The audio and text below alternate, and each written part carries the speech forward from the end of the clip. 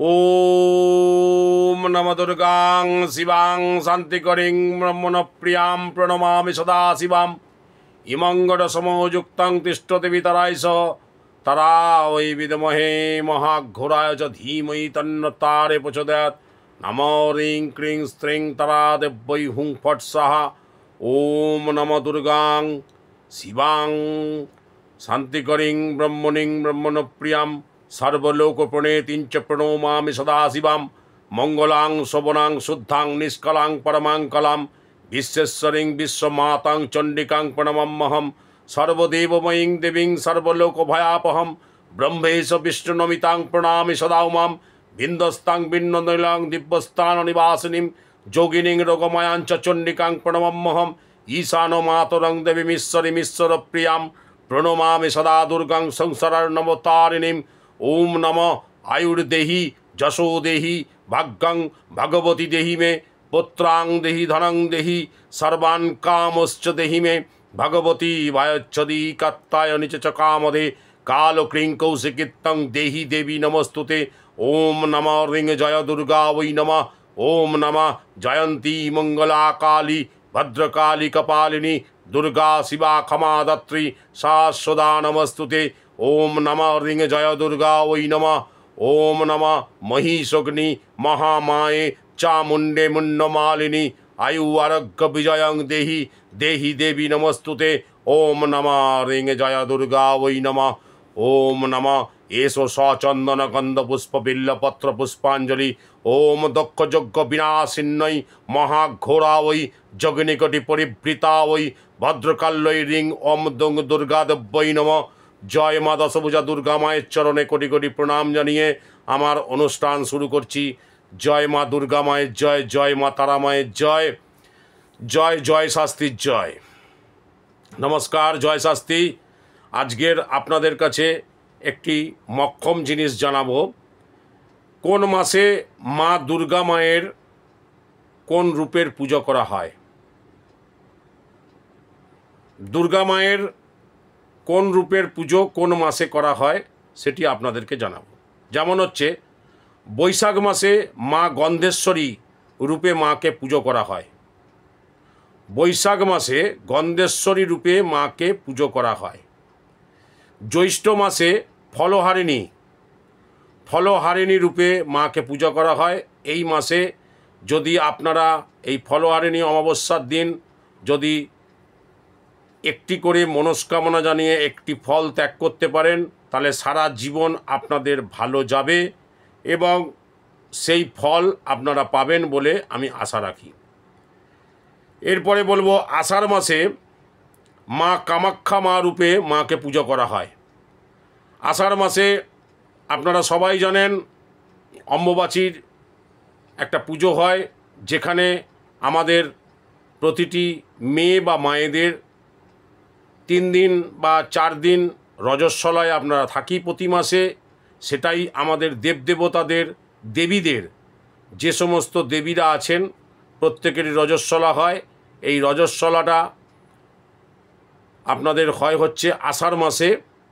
এই জন্য আষাঢ় মাসে মা কামাখ্যা অর্থাৎ নীল পর্বত, আসাম গুয়াহাটিতে নীল পর্বতের ওপর মা দুর্গা মায়ের যোনি পড়েছিল, সেই যোনি পুজো করা হয়। তার জন্য ওখান থেকেই এসছে মা কামাখ্যা মা। তাকে তার কোনো রূপ নেই, যোনি রূপেই তাকে পুজো করা হয়। ওটি হচ্ছে সবথেকে বড় শক্তিপীঠ।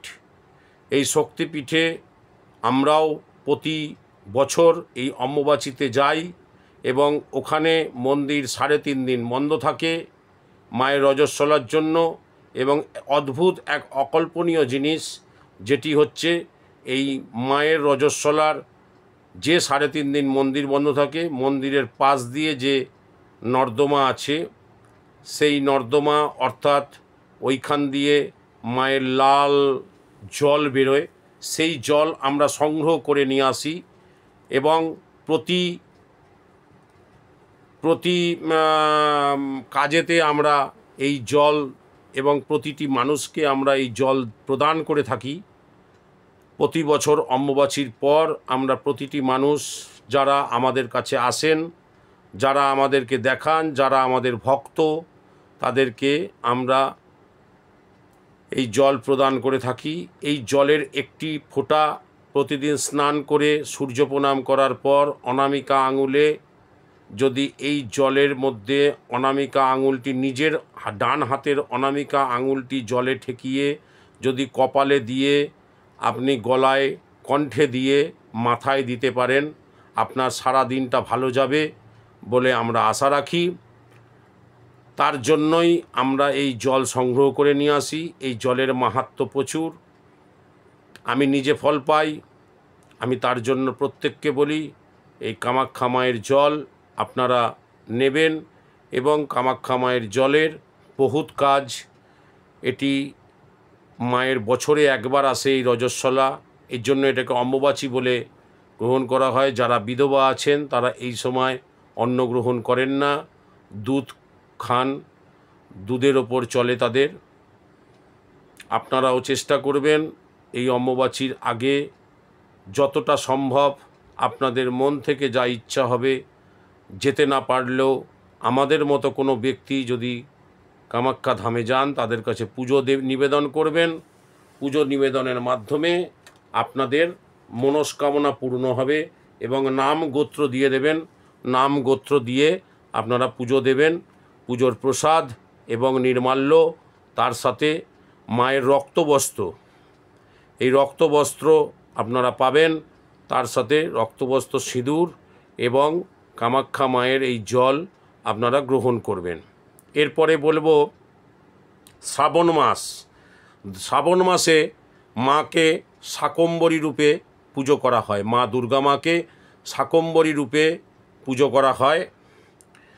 ভাদ্র মাসে দেবী পার্বতী রূপে মাকে পুজো করা হয়।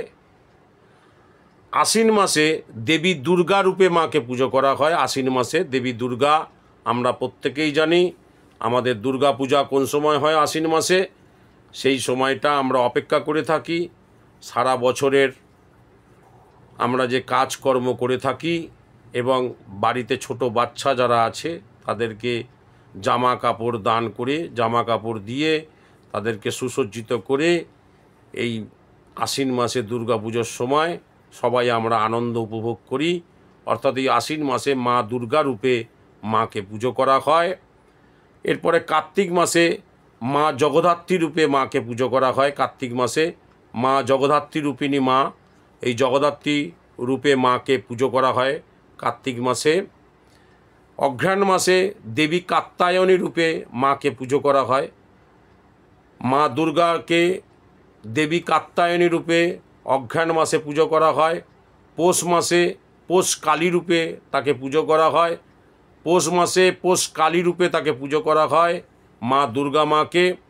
মাঘ মাসে রটন্তী কালী পুজো বলে তাকে, রটন্তী মা বলে তাকে পুজো করা হয়। মাঘ মাসে তাহলে রটন্তী কালী পুজো বলে, রটন্তী মা বলে তাকে দুর্গা মাকে পুজো করা হয়। ফাল্গুন মাসে সংকট নাশিনী বলে তাকে পুজো করা হয় মা দুর্গা মাকে, সংকট নাশিনী বলে মা দুর্গা মাকে পুজো করা হয়। এবং চৈত্র মাসে অন্নপূর্ণা রূপে তাকে পুজো করা হয়। চৈত্র মাসে আমাদের অন্নপূর্ণা পুজো হয়। এই চৈত্র মাসে অন্নপূর্ণা পুজো, অন্নপূর্ণা দেবী মাকে পুজো করলে আপনার সারা জীবন, সারা বছর অন্নের অভাব হবে না। যারা অন্নপূর্ণা মায়ের পুজো করেন বা অন্নপূর্ণা মায়ের কাছে গিয়ে পুজো দেন, মা দুর্গা মায়েরই রূপ মা অন্নপূর্ণা, এই অন্নপূর্ণা মাকে পুজো করলে তাদের আপনার হচ্ছে কোনো দিন অন্নের অভাব হবে না। তা আজকের আপনাদের কাছে এইটুকুই জানালাম। অনেকে হয়তো জানেন, অনেকে হয়তো জানেন না। যারা জানেন না তারা আমার অনুষ্ঠানটি দেখবেন। যদি ভালো লাগে লাইক করবেন, শেয়ার করবেন, সাবস্ক্রাইব করবেন এবং আমার এই চ্যানেলকে আরও দীর্ঘায়িত করার জন্য আপনারা সহযোগিতার হাত বাড়িয়ে দেবেন। নমস্কার।